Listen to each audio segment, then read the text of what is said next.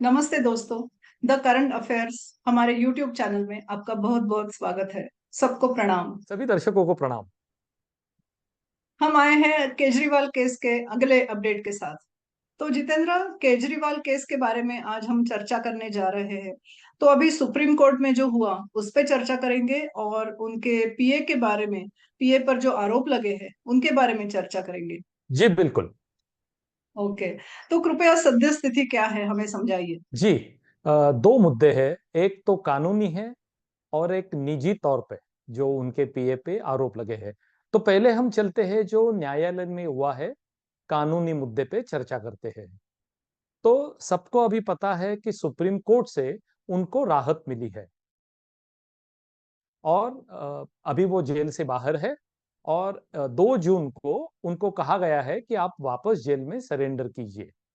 तो ये है करंट स्टेटस जो सुप्रीम कोर्ट में मैटर हुआ है उसका। और इसमें 2 अहम मुद्दे हैं और वो कहना बहुत जरूरी है। पहला मुद्दा ये है कि जो बेल उन्होंने मांगी ही नहीं थी, अभी इस पे भी चर्चा है कि कोई लोग कह रहे हैं कि ये बेल है, कोई एक्सपर्ट्स का मानना है कि इसे पैरोल कहना चाहिए। क्योंकि इसमें थोड़ा सा अंतर यह है कि जब आप पैरोल कहते हैं तो कोई आदमी जो जेल के अंदर हो, कुछ खास वजह के लिए जब उनको पैरोल दी जाती है तो आदमी बाहर आता है और वो काम खत्म होने के बाद वापस जेल में सरेंडर करता है। और अभी श्री अरविंद केजरीवाल का जो मामला है उसमें हम देख रहे हैं कि कोर्ट ने उनको कहा है कि 2 तारीख को आप वापस जेल में चले जाइए। तो एक तरह से ये ठीक है, इसको हम पैरोल भी कह सकते हैं। तो ये एक मुद्दा है। और इस मुद्दे से जुड़ा हुआ दूसरा जो महत्वपूर्ण मुद्दा है वो ये है कि उन्होंने जो अर्जी दाखिल की थी सुप्रीम कोर्ट में, तो वो था कि जो मेरी गिरफ्तारी हुई है वो अवैध है। लेकिन उस मामले की सुनवाई पूरी नहीं हुई और स्वयं प्रेरणा से सुप्रीम कोर्ट ने ये मैटर ले लिया कि क्या उनको कुछ दिन के लिए बाहर छोड़ा जा सकता है। ये एक महत्वपूर्ण अचरज वाली बात है।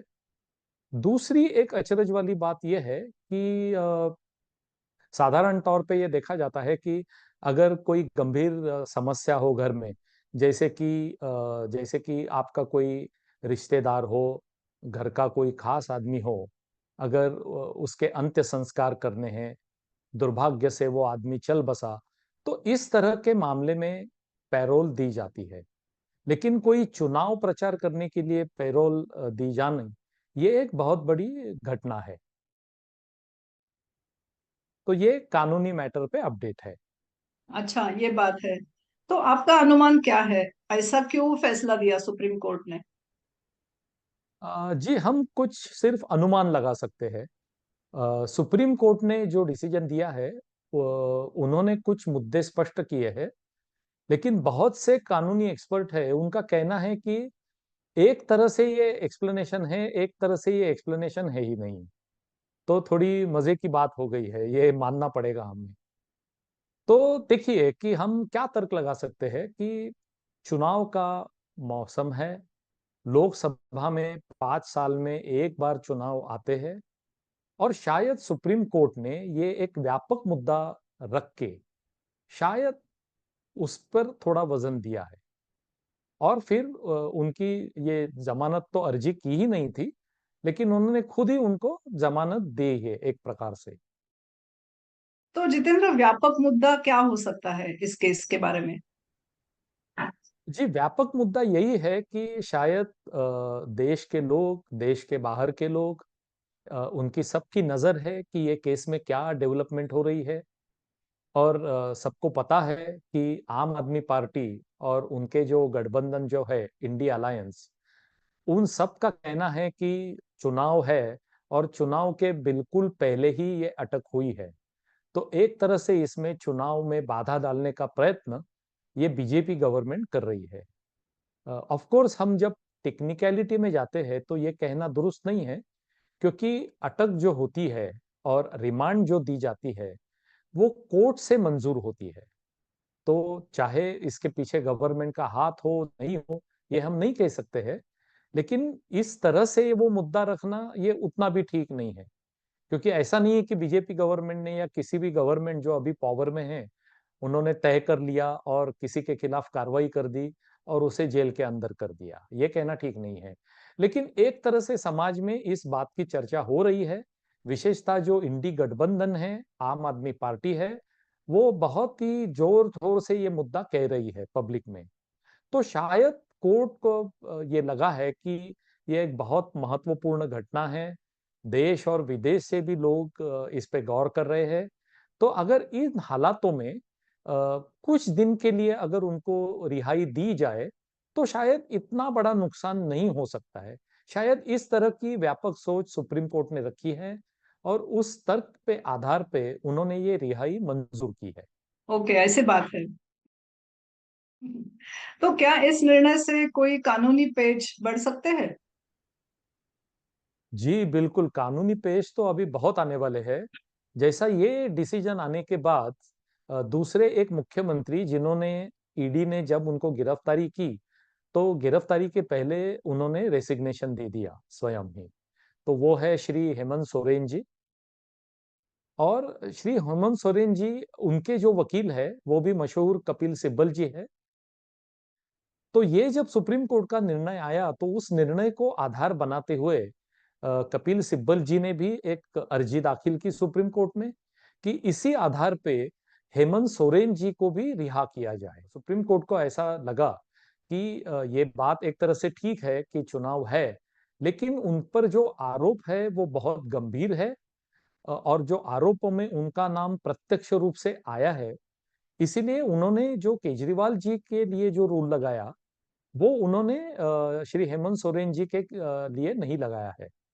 तो इस तरह से जैसे अभी ये कपिल सिब्बल जी ने ये मुद्दा रखा है, तो ऐसा हो सकता है कि आगे चल के जो लोगों को लगता है कि उनको चुनाव प्रक्रिया में शामिल होना है, या लोग कह सकते हैं कि बहुत अनन्य साधारण महत्वपूर्ण कुछ काम है, तो उसके लिए अगर एक मुख्यमंत्री को मिल सकती है राहत, तो हमें क्यों नहीं मिलती है?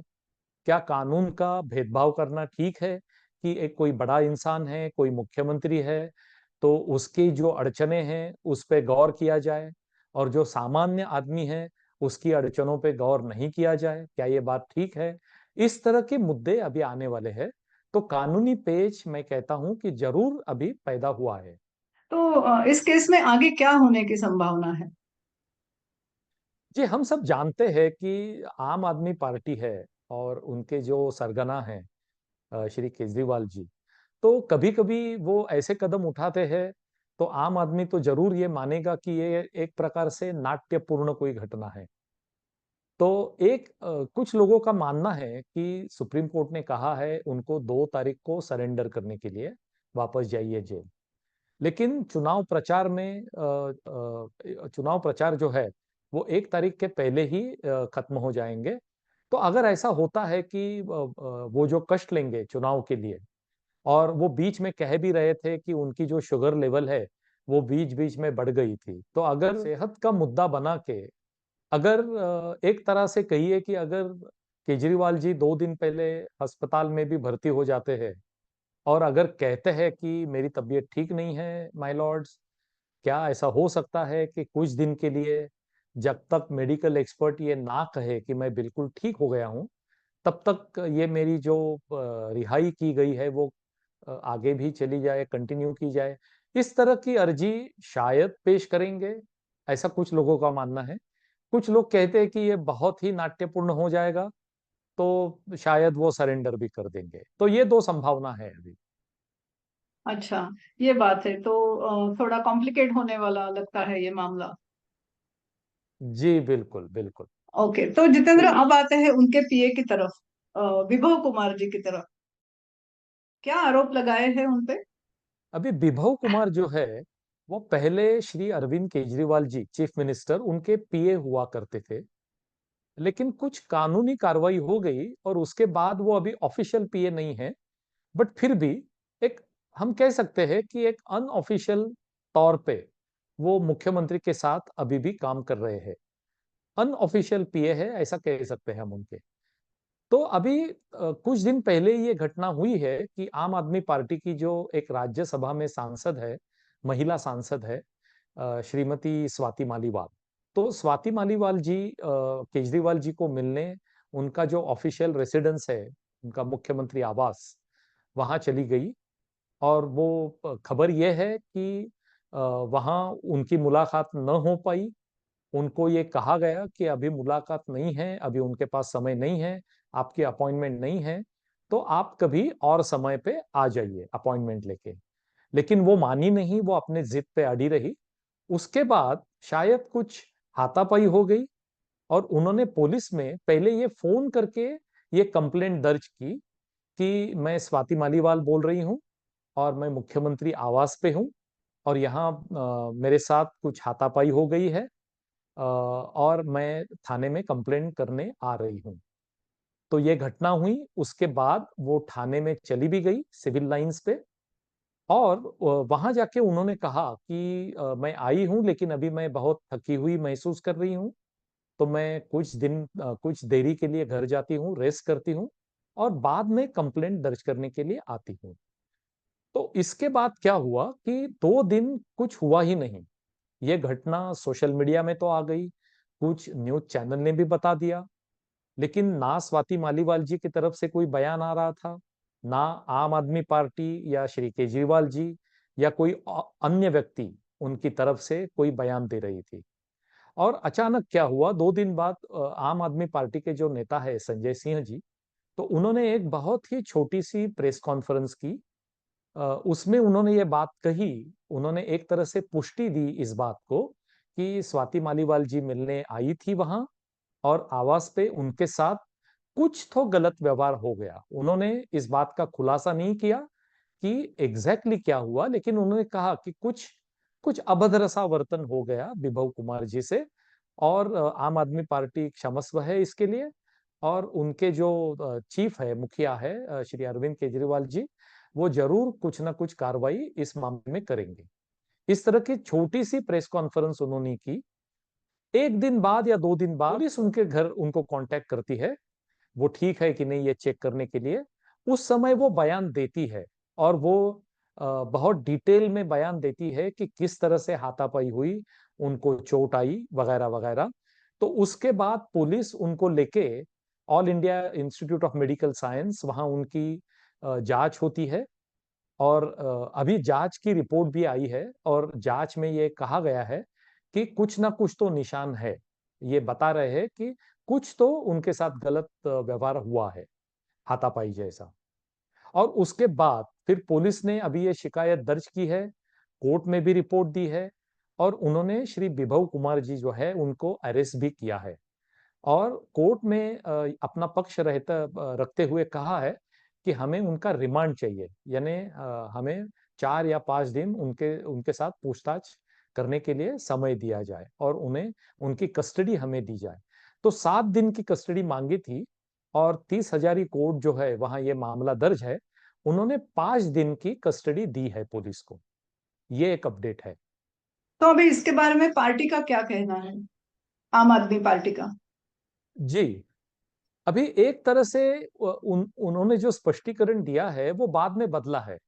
तो एक तरह से विरोधाभास उत्पन्न हुआ है, क्योंकि सबसे पहले श्री संजय सिंह जी, उन्होंने प्रेस कॉन्फ्रेंस की थी, उन्होंने ये कहा था कि कुछ तो गलत हुआ है और एक तरह से खेद व्यक्त किया था।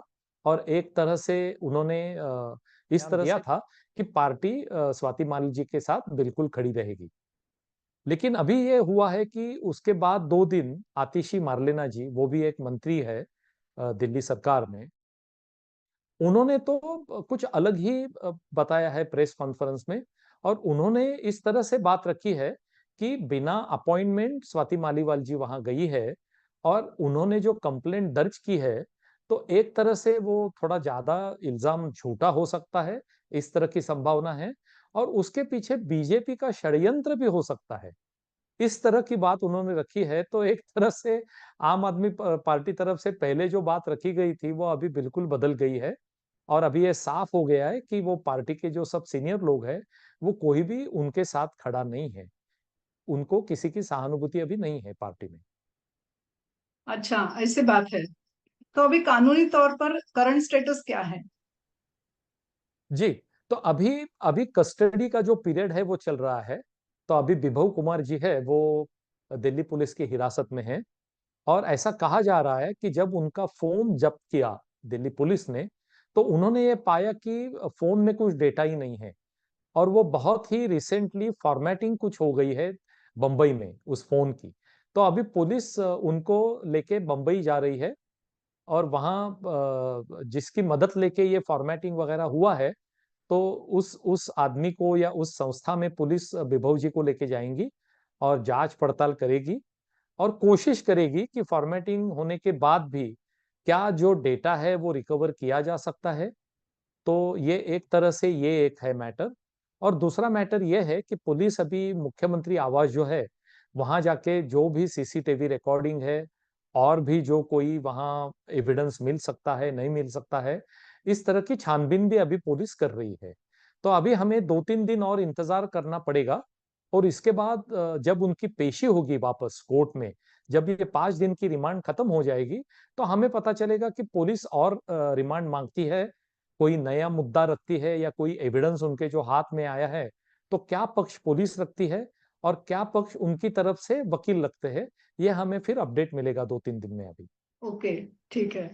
तो सत्यासत्य का किस तरफ इशारा जा रहा है आपके ख्याल से? जी, अभी इसमें क्या हो रहा है कि एक पार्टी कह रही है कि हाथापाई हुई है, कुछ अभद्र सा हुआ है। एक पार्टी कह रही है कि ऐसा कुछ नहीं हुआ। लेकिन हमें तो ये मानना पड़ेगा कि दो बातें हैं जो नकारी नहीं जा सकती। एक तो है कि पुलिस की जो रिकॉर्ड रहती है, कॉल रिकॉर्ड, उसमें ये बिल्कुल साफ है कि कंप्लेंट तो उन्होंने की थी। जैसा वो कह रही हम्म। है कि मुख्यमंत्री आवास से उनको फोन गया था पुलिस को, तो ये तो बात स्पष्ट है। दूसरी बात स्पष्ट है कि जब all India institute of medical science ये प्रतिष्ठित है, और अगर उन्होंने ये मेडिकल जांच के आधार पे ये कहा है कि कुछ ना कुछ तो हाथापाई हुई है, तो ये हम्म। भी मानना पड़ेगा। अभी क्या स्पष्ट नहीं है कि एग्जैक्टली डिस्कशन क्या हुआ, क्या हाथापाई का जो स्वरूप है और उसकी जो सिविरिटी है, ये जो दर्ज की गई है स्वाति मालीवाल की तरफ से, क्या वो 100% उतनी ही सही है कि नहीं है, अभी ये स्पष्ट होना है। लेकिन कुछ ना कुछ तो गलत हुआ है, इस तरह के निर्देश तो सामने आ रहे हैं। ओके, तो ये था अपडेट केजरीवाल केस के बारे में। और अपडेट्स लेके हम आपके साथ आएंगे इस केस के बारे में या अन्य कोई केस के बारे में। तब तक देखते रहिए द करंट अफेयर्स के एपिसोड। धन्यवाद।